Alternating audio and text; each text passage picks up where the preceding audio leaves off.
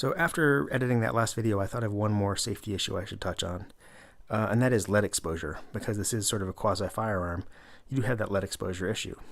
And you may be saying, hold on, how does that make any sense? This is a blank. There's no bullet. How is there any lead issue?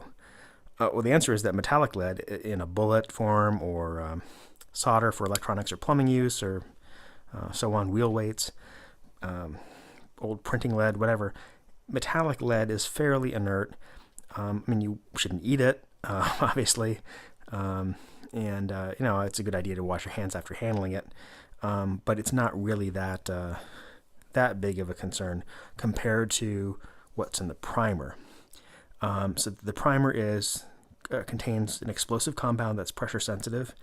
The firing pin hits the primer, causes that to explode. That ignites the gunpowder, which then expanding gases from the burning gunpowder propel the projectile.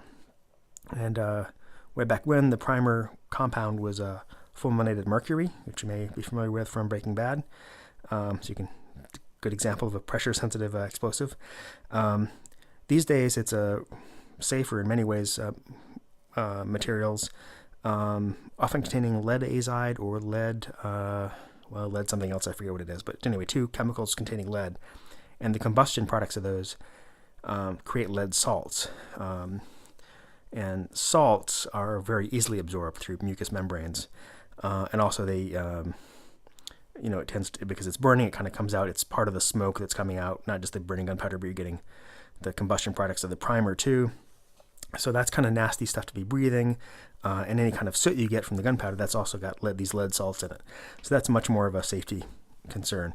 So definitely after using this tool, you want to wash your hands, or after handling the spent